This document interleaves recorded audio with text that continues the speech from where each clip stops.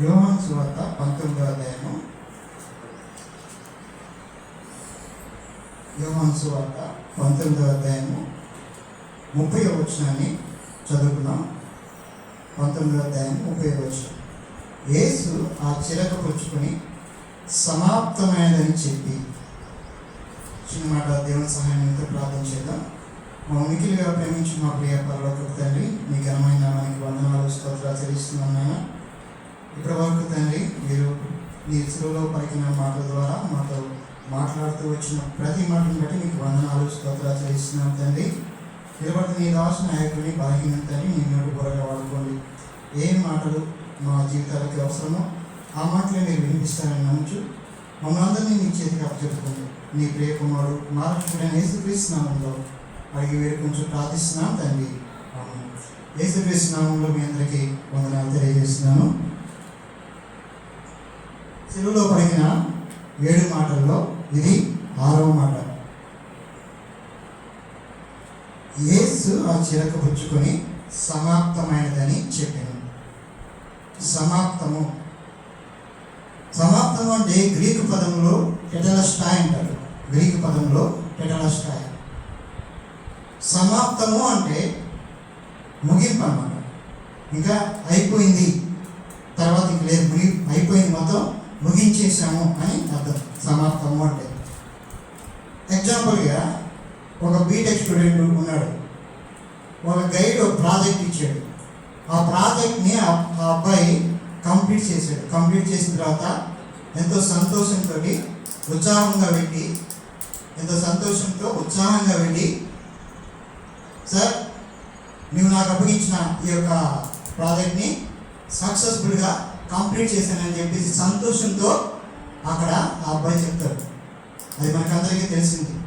ఇక్కడ కూడా ప్రభు అయిన యేసుక్రీస్తు వారు అటువంటి సందర్భమే ఇక్కడ మనం చూస్తున్నాం. సమాప్తమైందని చెప్తున్నాడు. అంటే తనకు అప్పగించిన పనిని ఆయన సమాప్తం చేశాడు. ఎవరు ఆయనకు అప్పగించాడు పని అంటే, అసలు ఆయన ఎక్కడి నుంచి వచ్చాడు, ఆయనకి ఏ పని అప్పగించబడింది మనం చూస్తే యోహాను సువార్తలోనే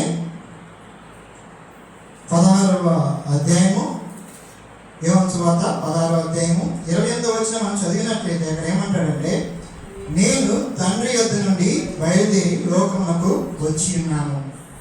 ఇక్కడ ఆయన ఎవరు పంపించారంటే తండ్రి ఆయన్ని ఈ లోకానికి పంపించాడు. అదే యోహాను సువార్త 17వ అధ్యాయము 4వ వచనంలో మనం చూస్తే, చేయుటకు నీవు నాకు ఇచ్చిన పని నేను సంపూర్ణంగా నెరవేర్చి భూమి మీద నిన్ను మహిమపరిచితిని.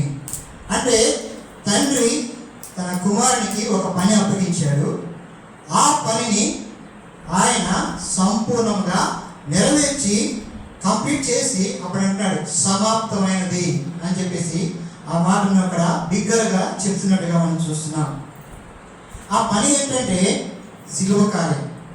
ఇంకా మనం చూస్తే రక్షణ సువార్తని ప్రకటించడము, శిలువ కార్యము దేవుడు ఆయనకి అప్పగించాడు.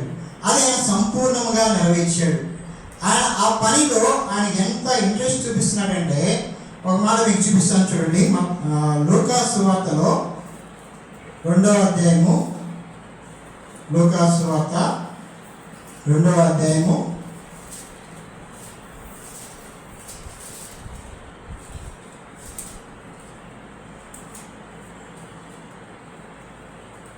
45వ వచనం నుంచి మనం చదివితే, ఒకరు ఎవరైనా చదువుతారా? లూకా సువార్త 2వ అధ్యాయం 45వ వచనం. ఆయన కనబడినందున ఆయనను వెతుకుచు యెరూషలేమునకు తిరిగి వచ్చిరి. 3 దినములైన తర్వాత ఆయన దేవాలయములో బోధకుల మధ్య కూర్చుండి వారి మాటలను ఆలకించుచు వారిని ప్రశ్నలు అడుగుచూ ఉండగా చూచిరి. ఆయన మాటలు వినిన వారందరూ ఆయన ప్రజ్ఞకును ప్రత్యుత్తరములతో విస్మయముందిరి.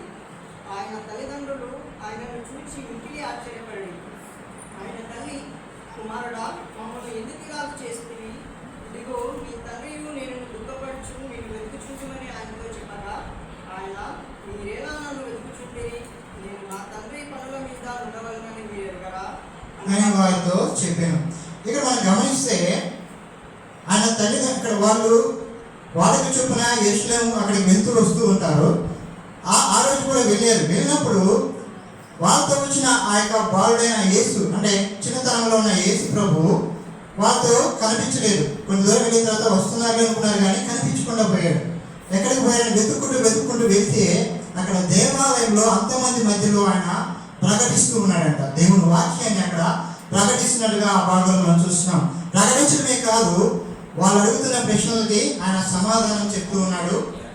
తర్వాత వాళ్ళని విస్మయమచ్చినట్టుగా అక్కడ మనం చూస్తున్నాం. అందరూ ఆశ్చర్యపోతున్నారు, ఈ బాలుడైన ఈ వ్యక్తి ఎలా చెప్పగలుగుతున్నాడని ఆశ్చర్యపోతున్నారు. అదే విషయాన్ని వాళ్ళ తల్లిదండ్రులు కూడా చూసి ఏమంటున్నారంటే, అక్కడ నీవు మమ్మల్ని ఎందుకు ఇలా చేసావు, మమ్మల్ని బాధ పెట్టావు అని చెప్పి తల్లిదండ్రులు అడిగినప్పుడు ఆయన ఏమంటాడంటే, నేను నా తండ్రి పనుల మీద వచ్చాను, నా తండ్రి పనుల మీద నేను ఇక్కడ లోకానికి వచ్చాను, దాని మీదే ఉంటాను, కానీ మీతో కాదని చెప్పేసి అక్కడ ఆ మాట చెప్పినట్టుగా మనం చూస్తున్నాం. అంటే ఈ మాటను బట్టి మనకి ఏమర్థమవుతుందంటే, దేవుడు తనకు అప్పగించిన పనిని ఆయన దాన్ని చేయడం కోసము తల్లిదండ్రులను సైతం విడిచిపెట్టి ఆయన చేస్తున్నట్టుగా ఆ భాగంలో మనం చూస్తున్నాం. అంటే ఆయన ఆ పనిని అంత ఇంట్రెస్ట్గా చేస్తున్నాడు. తర్వాత శిష్యుల దగ్గర కూడా అదే మాట చెప్తాడు, నేను నా తండ్రి పనుల నిమిత్తమే వచ్చానని చెప్పేసి తన శిష్యులతో కూడా ఆ మాట చెప్తున్నట్టుగా ఆ భాగంలో మనం చూస్తాం. అయితే ఎందుకు నేను చెప్తున్నానంటే, యేసు ప్రభువు తన పనిని సక్రమంగా నెరవేర్చాడు. ఎందుకంటే ఆయన బాలుగా ఉన్నప్పటి నుంచి తర్వాత ఆయన 33 సంవత్సరాల వరకు ఆయన అక్కడ సువార్త చెప్తూ వచ్చాడు. తర్వాత 33.5 సంవత్సరాల వరకు కూడా ఆయన సువార్త చెప్తూ వచ్చాడు. ఎంతో మందికి దేవుని సువార్తను ప్రకటించాడు, ఎంతో మంది రక్షించాడు. అక్కడ మనం చూస్తే ఆ సిలువలో ఆ మాటని చెప్తున్నాడు. ఏమన్నాడంటే, దేవా నీవు నా అప్పగించిన పనిని నేను నెరవేర్చాను అని చెప్పేసి అక్కడ చెప్తున్నట్టుగా ఆ భాగం మనం చూస్తున్నాం. అంటే యేసు ప్రభువు సమస్తాన్ని కూడా ఆయన నెరవేర్చిన వాడిగా ఉంటున్నాడు.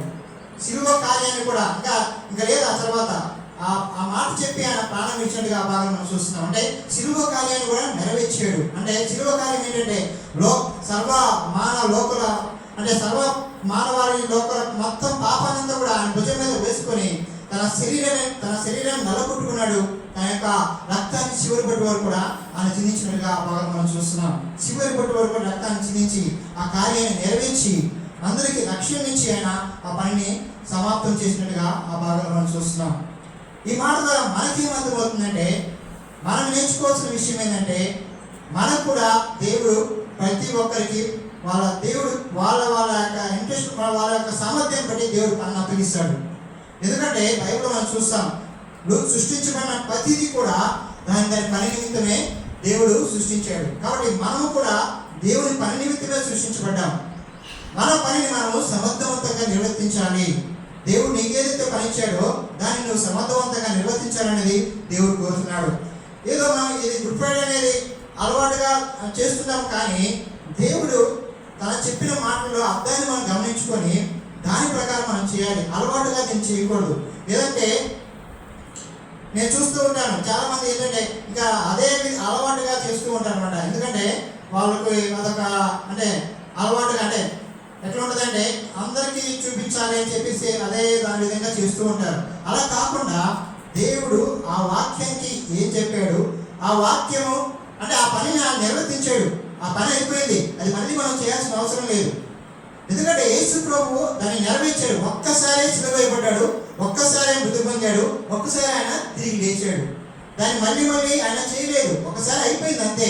మనం చేయాల్సింది ఏంటంటే, ఆ మాటలు ఏం చెప్తున్నాయి దాని ప్రకారం మనం జీవిస్తున్నామా లేదా అని మనం పరీక్షించుకోవాలి.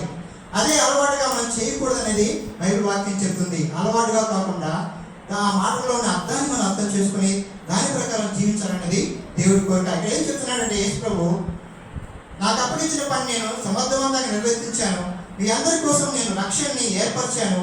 మీరు చేయాల్సింది ఏంటంటే, నన్ను నమ్మండి, నా మీద విశ్వాసం ఉంచండి, మీకు రక్షణ దొరుకుతుంది అని చెప్పి దేవుడి వాక్యం చెప్పబడ్డాడు. కాబట్టి ఈ మధ్యాహ్న సమయంలో మనకి ఇప్పటి వరకు మాటలు మనకి దేవుడు వినిపిస్తూ వచ్చాడు. ప్రతి మాటకు కూడా అర్థం ఉంది. దేవుడు బైబిల్ రాసించిన ప్రతి మాట కూడా అర్థం ఉంది. కాబట్టి ఆ అర్థాన్ని ఎరిగి దాని ప్రకారం జీవించాలనేది దేవుడి కోరు. కాబట్టి అదేవిధంగా దేవుడు మనకి సహాయం చేశారని మేము దేవుడి కొద్ది వాక్యాన్ని దీవించి ఆశ్రయించినవాడు.